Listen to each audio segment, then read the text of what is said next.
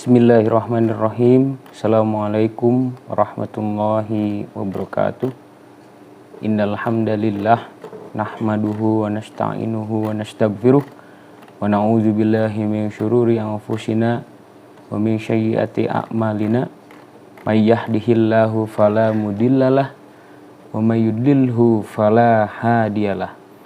Asyhadu an la ilaha illallah wahdahu la syarikalah wa asyhadu anna Muhammadan abduhu wa rasuluhu la nabiyya ba'da. Sahabat IPSI yang berbahagia, kehadiran bulan Ramadan selalu membuat umat Islam di seluruh penjuru dunia bergembira. Tak terkecuali kita yang ada di Indonesia.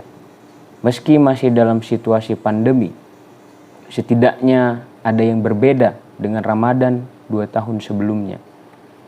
Berbagai pelonggaran pembatasan untuk beribadah, bersekolah, dan berkegiatan sosial lainnya menjadikan alasan untuk kembali meramaikan masjid dan rumah ibadah serta kegiatan-kegiatan sosial kemasyarakatan yang telah lama dirindukan selama pandemi. Di bulan Ramadan, umat Islam melaksanakan kewajiban ibadah puasa 1 bulan lamanya. Puasa sendiri pada hakikatnya adalah menahan diri. Tidak hanya menahan diri dari rasa lapar dan haus, tapi juga menahan diri dari segala hal yang tidak pantas untuk dikerjakan. Salah satunya yaitu menahan diri dari hawa nafsu. Sahabat IPSI yang berbahagia, orang yang berpuasa semestinya dapat mengontrol hawa nafsunya. Salah satu contoh hawa nafsu yang tidak terkontrol dan bisa mengarah pada perbuatan buruk adalah tidak bijak dalam bermedia sosial dengan melakukan penyebaran hoax. Hoax secara istilah merupakan perbuatan penyebar luasan berita palsu dengan tujuan yang negatif. Dampak hoax secara nyata terjadi dan terlihat di Indonesia. Banyak orang dengan mudahnya melihat dan membaca suatu berita dan langsung mempercayai berita tersebut. Mereka tidak menyadari bahwa berita yang tersebar, khususnya di media sosial, tidak semuanya benar. Banyak berita yang membanjiri media sosial dengan cepat merupakan berita yang tidak benar. Sahabat IPSI yang berbahagia, setidaknya terdapat 2 faktor sosiologis mengapa penyebaran berita hoax terjadi begitu cepat.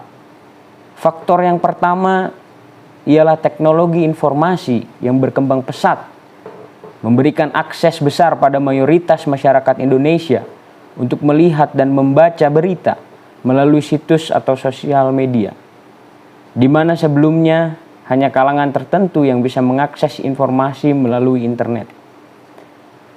Kemudian terdapat pemahaman yang dangkal di bidang teknologi pada mayoritas masyarakat Indonesia, sehingga terjebak dengan jebakan teknologi. Hasilnya, berita palsu yang ditulis melalui blog atau laman tidak resmi dianggap suatu kebenaran layaknya media massa yang memberitakan fakta. Faktor yang kedua, terjadi pergeseran arah penyebaran informasi yang dilakukan oleh oknum media massa, memanfaatkan kelemahan intelektual masyarakat Indonesia untuk menggiring opini masyarakat dengan tujuan tertentu. 2 hal ini merupakan sepenggal faktor kecil mengapa Indonesia menjadi salah satu negara dengan tingkat penyebaran hoax yang tinggi. Hal demikian juga meruntuhkan semangat positif masyarakat Indonesia yang mulai aktif dengan teknologi informasi dan peduli pada perkembangan toleransi dan persatuan. Menyikapi berita hoax, Al-Quran secara tegas menyebut dalam surat Al-Hujurat ayat 6 yang artinya, "Hai orang-orang yang beriman, jika datang kepadamu orang fasik membawa suatu berita, maka periksalah dengan teliti agar kamu tidak menimpakan suatu musibah kepada suatu kaum tanpa mengetahui keadaannya yang menyebabkan kamu menyesal atas perbuatanmu itu. Maha benar Allah dengan segala firman-Nya."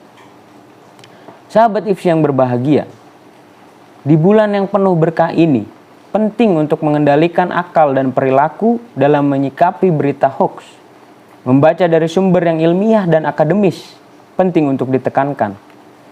terlebih guna mewujudkan bangsa Indonesia yang berilmu dan berakhlak, terus belajar hingga akhir hayat, karena sejatinya ilmu yang dimiliki manusia hanya secuil. Seperti yang dikatakan oleh sebuah hadis, tuntutlah ilmu dari ayunan sampai liang lahat. Sahabat IPS yang berbahagia, setelah membiasakan untuk memperoleh informasi dari sumber ilmiah yang dapat dipertanggungjawabkan, penting juga untuk kita mengedepankan tabayun atau klarifikasi. Tradisi tabayun merupakan tradisi ajaran Islam yang dapat menjadi solusi dari zaman ke zaman, terutama bagi informasi-informasi yang berpotensi memunculkan sebuah konflik dalam masyarakat. Metode tabayun merupakan proses klarifikasi sekaligus analisis atas informasi dan situasi serta problem yang dialami oleh umat.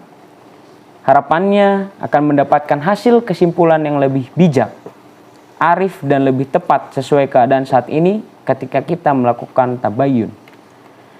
Kita semua diingatkan oleh sebuah hadis Nabi Shallallahu Alaihi Wasallam yang mengkategorikan sebagai pembohong bagi setiap orang yang menyampaikan setiap hal yang didengarnya. Hadis itu berbunyi dari Abu Hurairah, dari Abu Hurairah radhiyallahu anhu, dari Nabi Shallallahu Alaihi Wasallam bersabda, cukuplah seseorang dianggap berdusta jika ia menceritakan semua yang ia dengar. Hadis riwayat Muslim. Ramadan adalah titik balik melawan hawa nafsu dengan puasa untuk tidak menyebarkan hoaks. Sesungguhnya kita berupaya meningkatkan kualitas ibadah di bulan Ramadan. Hoaks diberantas, puasa pun berkualitas, insyaallah. Wallahul muwafiq ila aqwamit thoriq, fastabiqul khairat. Assalamualaikum warahmatullahi wabarakatuh.